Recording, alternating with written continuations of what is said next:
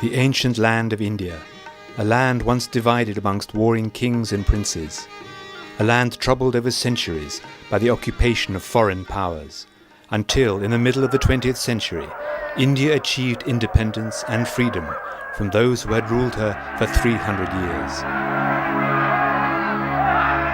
India achieved her birthright of freedom. One of the young leaders of this campaign for political freedom was a medical student now known as Shri Mataji Nirmala Devi, who has since that time dedicated her life to another kind of freedom, the freedom of the spirit, through self-realization and the practice of Sahaja Yoga. It's your birthright as a human being to become the spirit. That is what Sahaja Yoga is. Saha means with and Jai is born. Born with you is the right. To get this yoga is the union with the divine. It is your birthright. As a human being, you are, as I told you, at the epitome of evolution. And it has to work out. But please open your hearts and open your minds. The unique experience of self-realization takes place when the primordial energy, called Kundalini, is correctly awakened by someone who has already experienced and mastered their own self-realization. Shri Mataji has explained that the Kundalini is the power of our spiritual ascent, found in the triangular bone at the base of the spine called sacrum by the Greeks. It is the power of our pure desire. When awakened, the Kundalini rises spontaneously through 6 subtle centers called chakras. The Kundalini then emerges through the fontanella bone area at the top of the head, emitting a cool breeze that can be felt there as well as on the hands. In her desire to offer self-realization to mankind through Sahaja Yoga, Shri Mataji constantly travelled the world. I am not here to take anything from you, nor for a vote from you. I am not a politician. I am here to give you the key of your own wealth. There is a big inner revolution that is coming up, which is silent, joyous, friedvoll, and is going to change the whole humanity. Those who have felt cool breeze in their hands or from their head, please raise both your hands, please.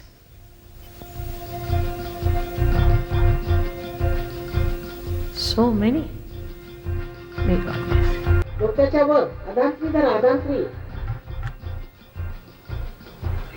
आता ज्या लोकांच्या हातात किंवा डोक्यात थंड थंड असं वाटलं असेल किंवा काहीतरी अशी ऊर्जा वाहते असं वाटत असेल त्या सगळ्यांनी दोन्ही हात वर करायचे.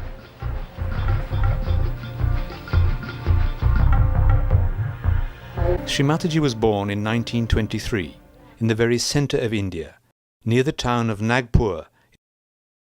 Actually, I was born like this, in a very enlightened family, I should say. My father, a very enlightened man, and he was member of the assembly, Central Assembly. He was the member of the Constituent Assembly. It was her father who took her to see Gandhi when Shri Mataji was a young girl. Gandhi recognized something unique in her and suggested that the child spend some time with him at the ashram, where she became a frequent visitor over the years. After raising her children to adulthood and seeing them happily married, Shri Mataji had fulfilled her responsibilities as a mother and a householder, and was prepared to embark upon her true life's work, the emancipation of humanity. Having been invited to the ashram of a prominent local guru in 1970, she was shocked to see him looting people in the name of spirituality. Suddenly aware that the seekers everywhere were in danger from this future trend, Shri Mataji searched deep within herself for a solution. She spent the entire night on the seashore contemplating. And in the early hours of the morning, disgust with the falsehood she had witnessed and compassion for her children everywhere forced her to act. She meditated upon the Sahastrara, the energy center on the crown of the head, and prayed that all the seekers of truth would eventually receive their enlightenment and bring about the dawning of collective consciousness in humanity. She describes this historic event.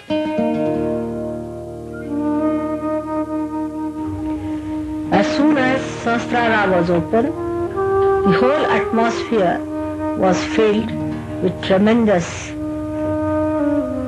Chaitanya. And there was tremendous light in the sky.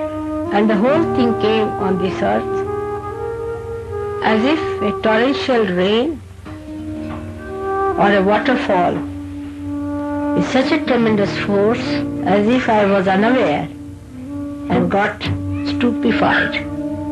The happening was so unexpected and so tremendous that I was stunned and I became completely silent at its grandeur. I saw the primordial Kundalini rising like a big furnace, and the furnace was very silent but burning appearance it had, as if you heat up some metal and it has many colors. In the same way, the Kundalini showed up like a huge furnace which is like a tunnel where you see these plants you have for coal burning to create electricity, and it stretched like a telescope. One after another came out like that, and the deities came and sat on their seats, on their golden seats, and then they lifted the whole of the head like a big dome and opened it, and then this torrential rain completely drenched me, and I started seeing all that and got lost into the joy. After emerging from this beautiful experience, Shri Mataji looked around and saw the blindness of human beings, and she became absolutely silent. She desired that everyone should attain their self-realization in order that their eyes could be opened. Her vision for humanity had come into focus and was beginning to unfold. At the end of the 90s, the crowds who came to her public programs numbered in their thousands. But when Shri Mataji started teaching Sahaja Yoga in India back in 1970, it was only with a mere handful of people.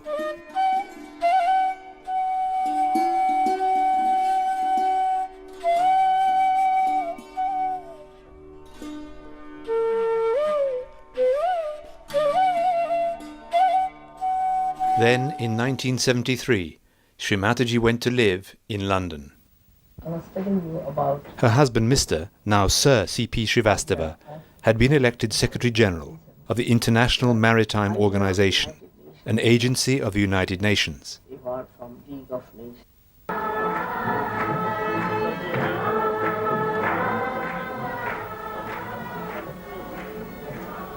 One of the effects of Kundalini awakening through Sahaja Yoga has been to help people with all kinds of serious addictions, such as drugs and alcohol, and illnesses such as diabetes and cancer. Impressive results have attracted the attention of the medical profession. People around the world have been finding that the awakening of the Kundalini and the practice of Sahaja Yoga have helped to solve a wide variety of problems of all kinds. Now, at the beginning of the 21st century, Sahaja Yoga is being practiced in some 70 countries. They have all combined together, integrated together, so peaceful. They have lost all these conditionings of their so-called man-made religions or their man-made boundaries of nations and man-made ideologies. The way there are so many political changes taking place so dramatically and so fast, one should expect a very beautiful world.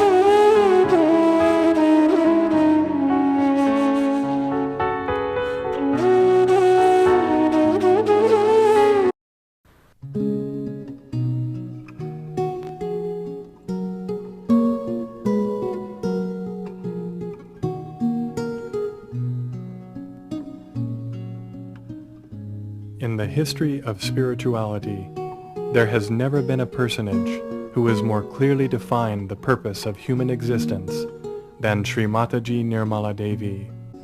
The complete transformation of both the inner and outer expressions of humanity are just within our grasp. We need only look within our own being to find the roots of all eternity. As each of us do this, we lay the foundation for the coming age and the great awakening which will forever alter our future course. This is the vision of Shri Mataji Nirmala Devi, a living saint for modern times.